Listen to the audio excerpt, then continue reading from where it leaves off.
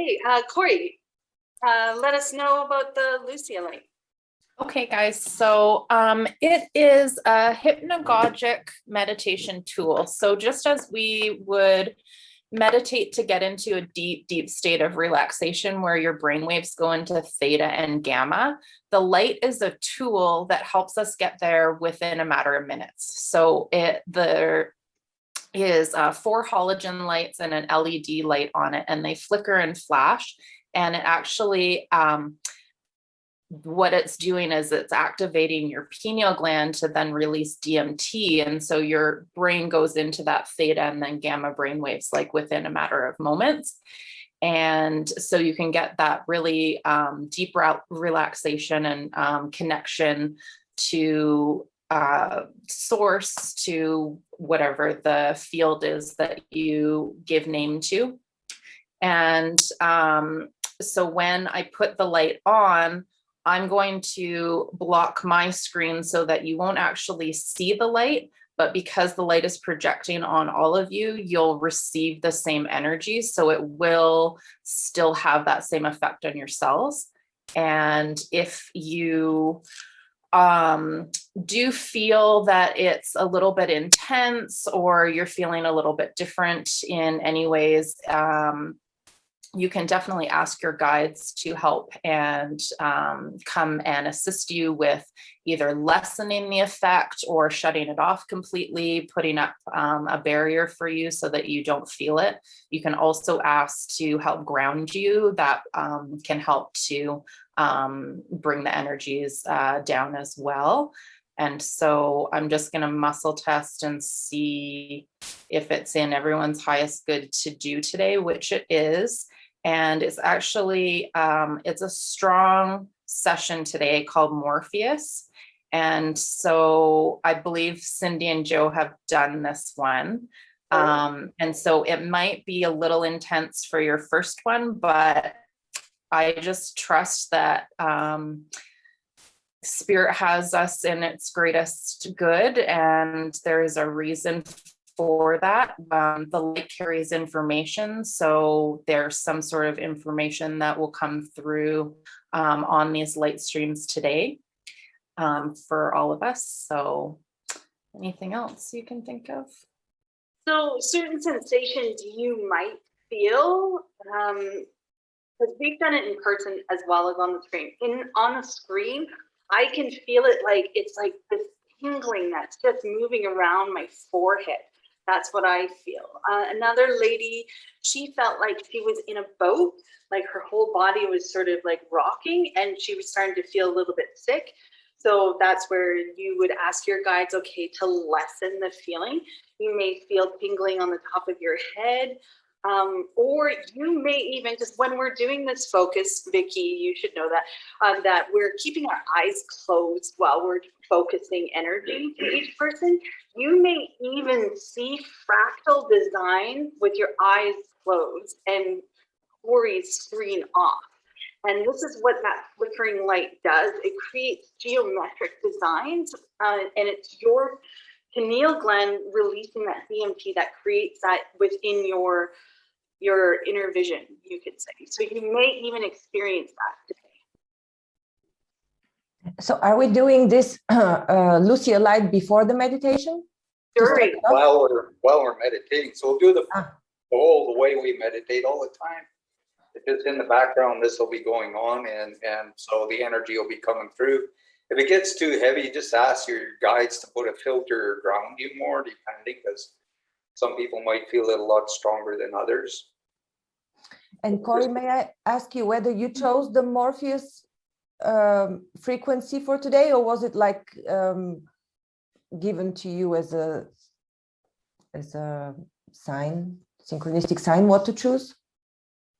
Yeah, so I just muscle test. There's about 160 different programs on here. And so I just go through them all and see which one is in the group's highest good to do today. And so just so you can see, this is it. And so there's a light in the center and then these 4 lights around, and they are just flickering and flashing. Again, you won't see the light, but you'll definitely be receiving that energy. So. Will you be Yeah. pointing at the camera, or how does it work? Yes, Or just turn my camera off, and then I'm going to turn my screen around so that it will be projecting on all of your images. thank you. Interesting. Yeah, Exciting. it's so interesting. This is our first time doing it with this group on Wednesday for everyone, just so if you're new here, so you wouldn't know. But Corey's done this with our groups that we do on Sundays.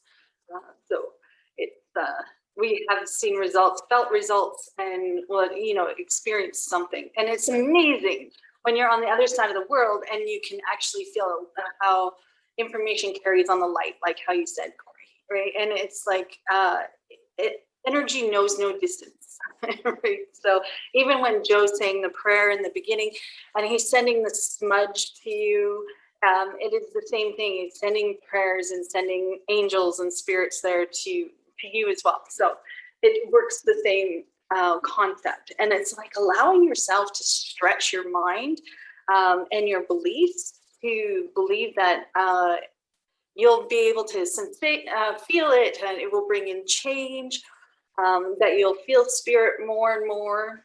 And they will never give you anything that you're not ready to experience and handle. If it is something that's in your interpretation is too much, well, what is it teaching me? What am I learning in that? Ask all kinds of questions, because then that's how you're going to break through that ceiling that you have above your head of like what is possible. So now I'll just stream into a bit of the teaching for today. So yesterday, Joe's birthday, I woke up and I was feeling so sad. Like, I am going to ugly cry kind of sad. I was like, and I'm, very open with him. And it's like, I just don't know. I feel really sad inside. And then it's like my bottom lip's quivering. And I was like, I don't know why I'm feeling this way. And I was like, and I went into some thoughts about, validating why I was feeling that way. And then Joe opened up my energy and he's just like, you're letting go of something. And I was like, okay, I'm okay with that. I can roll with that. But it just got a little bit worse. Yeah, I just told her to let it come through. If you're meant to cry, just allow like whatever she needed to experience, it's not stop it or block it, because sometimes we need to look at these things, and part of it is purging the system. Maybe it's past life stuff you're just hanging on to, you brought into this life that's been a challenge, or maybe it's suppressed things from your childhood you've never dealt with, or because you're trying to move up into a higher energy, you're trying to open up, and you need that space in you. So you need this stuff out of you and looking at it. And sometimes the emotions are really strong, so you need to move through it to cleanse, release, or whatever is going on. So I just allowed her to go through her space. And like I say, she was in and out throughout the day. This morning was the same thing. There was this energy up and down. But then I got to look at it, talking with a friend and everything too. I was like, well, this is what I would interpret as depression. This is what it feels like.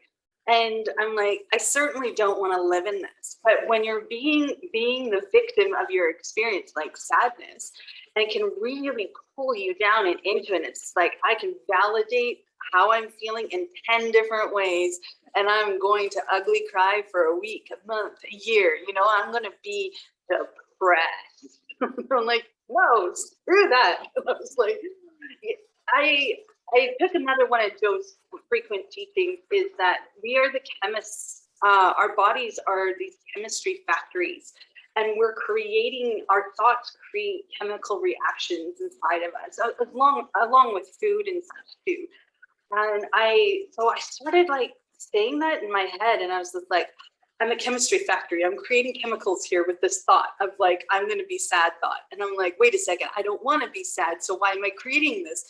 And I just kept firing questions at myself, and it started to get clearer and clearer. And I was recognizing that I had a choice. As much as the energy was still there, I still had a choice on how I was going to experience it. Am I going to go into sadness and heaviness, or am I going to see through this and choose to have a great day because it's his 60th birthday? So it's like, I didn't want to fake it. I didn't want to pretend. But I also wanted to, enjoy my day too. I wanted this cloud to lift. I said prayers, but then the prayers felt like disconnected, like it just wasn't in that zone. Well, how do you get that energy back? How do you get that connection to fire open again that is there? They're all around you. And it's like, what is these filters in between? And like Joe was saying too, sometimes you need to purge emotions or feelings or energies, and they need to get out of you. And that's part of releasing the old, because when the old goes, then you can invite in new energy to come in. And I needed to look at that. And I still do. It's still a process.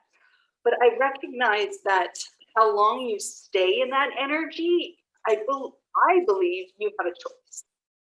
And so, like, fire my ass through this as fast as possible, please. Like, let's not linger in the heavy. I've got a heavy feeling, and Joe can open my energy up to a certain point, but there's like this ownership that comes in within myself as well. And saying prayers, but also touching my thoughts. If a thought is not something that I want to experience, look at why am I thinking that, and see if you can shift it. And do yourself a favor and try not to stay the victim for too long. It's like that whole be the master of your mind. Don't let your mind be the master of you. Well, how you're going to switch that is find your go-to phrases. Like, I want to see the truth in this. Am I truly angry? Am I truly bitter? It's like, oh, well, maybe a little. And it's like, okay, let's break that down. Go further. You can be your own counselor. You really can. And things are weird in the world right now, and they're disconnecting us from each other.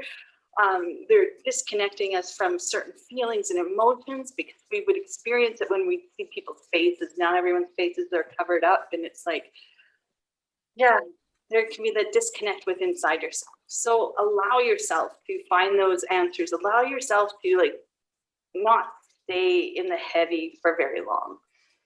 I like that part too about gratitude. There's so much in gratitude, and it's amazing too when you are sort of attuned to gratitude. That was a lesson of last week. We went on a road trip. We took a guest out touring around, and we did a couple 100 kilometers anyways of a tour. And right when we were pulling in, like, we're a couple blocks from home, and there's a sound coming from the back tire, and we drive a little car. Anyways, our tire almost fell off. Hey, like one of the lug nuts was gone, and it was like the other one was loose, and so the tire could have fallen off. They all loosened, and the wheel was wobbling. It sounded like there was paper or something stuck. It would flip, make this flipping sound, and I guess the loosest one, it would lean out and then come back in. So when we got home, Cindy went in to do some stuff, and right away, me and Ian, we went right away. I was crawling under the car to see if anything was stuck down underneath or wrapped around the wheel or something like that, trying to figure it out. And me and him were both looking at it. We're like, we couldn't see anything. And then he kicked the tire, and all of a sudden it leaned in. We're like, whoa. And then we saw one lug had fallen out. And I took a tire wrench and I started winding them in, and I actually tightened it back up. And Cindy had a spare one, so I tightened all of them up. And then next day she drove in and had the guy torque them and everything. The point was that instantly, as soon as we saw that was the problem, I just like, thank you. It's like, we're safe. This could have fallen off. It could have been, disastrous. It could have been left us stranded. It could have destroyed the whole wheel, everything, but everything worked out okay. Like, we were home, and I just went into straight gratitude, and I was just like, thank you guys. Your angels, your protectors are there with you. They're helping you in more ways than you really even know. And that invite them in to be with you on your travels, in your day, in your car, at your work, in your thoughts. They are helping you to see things. They are protecting you. They are there, because that's what I felt in that moment. I just started saying thank you to them. This is where we're really addicted to labeling our emotions, like if it's sad or it's hurt or it's good or it's bad. There's lots of different layers to a human being. And we try to gravitate to certain kinds and then we block and deny others. So when I look at my past, especially residential school and some really sometimes terrible violent things from my childhood, I allow myself to sit in it, but I don't add emotions to it and I don't class it as a good thing or a bad thing. What I try to do with myself is, well, what did it teach me? How, through all my life now, when I look at this, what kind of a strength have I gotten from it? How does it serve me now? How can I use it instead of it disempowering or taking away or bringing up shame or putting me back in all those things that went on as a child where I was so traumatized and afraid and things, and how things went on where I didn't have power to stop this. Because children, to me, the way I looked at things a lot of times when I was getting hurt and different things were difficult in my life, I would look at this adult and go, they were monsters. That was a thought in my mind. It's like, oh, here's another monster. And so I'd see them that way. And I was like, I never want to be a monster. Like, this was my thought sometimes when things went on. And so now when I look back on this, I'm like, wow, I survived a lot of crazy things in my life. I'm still here. So what are all the good things? So I don't cry. I don't put emotions in it. I look at it and I was like, wow, I really went through that. And just the other day, I was doing a clearing on a guy I'd never met before. And he started bringing things up from his childhood. So I'm in there and his energy is going down. He wants to cry. He's going to, because he went through really, really hard things and he was treated really, really difficult because he was very gifted. And in his family, these gifts were either evil or something very terrible or something to fear. And so just as a child, he would start channeling and all of a sudden he started getting beaten and screamed at and called names. And, you know, it just terrified him to the point where he literally shut off.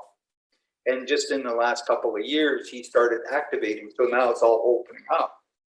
And at first he said it was the most terrifying thing because all of a sudden he starts hearing and seeing things and that. And I'm like, I understand all of that. I've been through so many things in my life.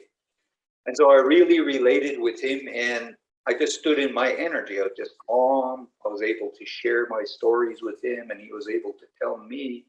And as we were doing this, his energy was popping and changing and he was allowing himself to expand and feel safer. Because all of a sudden, here's somebody that had all kinds of experiences like this. And I wasn't crying. I was like, this has really empowered me to be who I am today. If I hadn't had all of that, I can't share or do the things I did. So I talked him through a lot of different stuff. And his energy was so big when he was finished and he felt so good and full. And he's like, I want to know more. I want to go even deeper into this now. And there's just a super, super big excitement inside him. And some of the memories he would just jump back in and out of weren't as terrifying and as scaring. And he's starting to remove those layers off it and really seeing it from a different viewpoint, which is going to empower him to even do more. Because I saw a lot of transitions and things coming in his future now.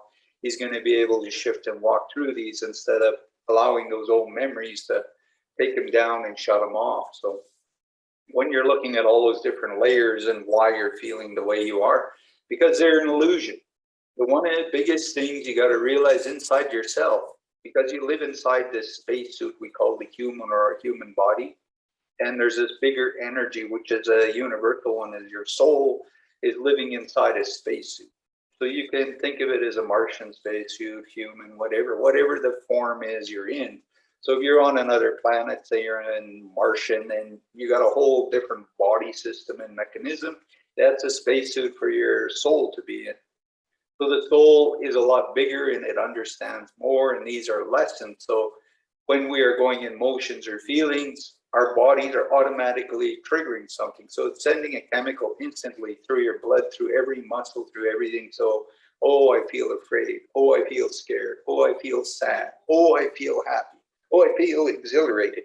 So there's so many kinds of responses, but in our life, we're never taught to sit and go, how does this happen? It's a chemical reaction inside the mind that's triggering me. It either expands us really, really big and makes us playful, enjoy everything, even sexual energy, things that stimulate you How does that happen? It starts here somewhere up in the brain, and so fast it takes over the body, and we're in it. And it's like, how did I go from here to here? So you start looking at the layers. Because you go around people, there's colors or sounds or smells that activate and trigger many, many, many kinds of things for people. And the more you understand that, the more you become the master of your mind. Your mind is not the master of you. It wants you to believe that, because it's creating these chemicals, it's creating all these illusions.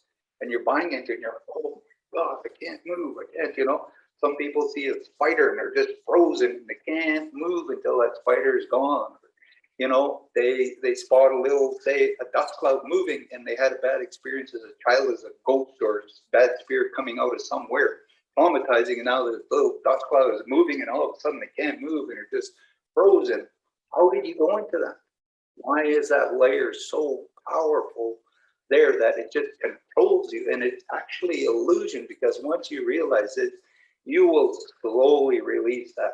Eventually it will never happen, and no matter what goes on around you, it's not going to trigger you.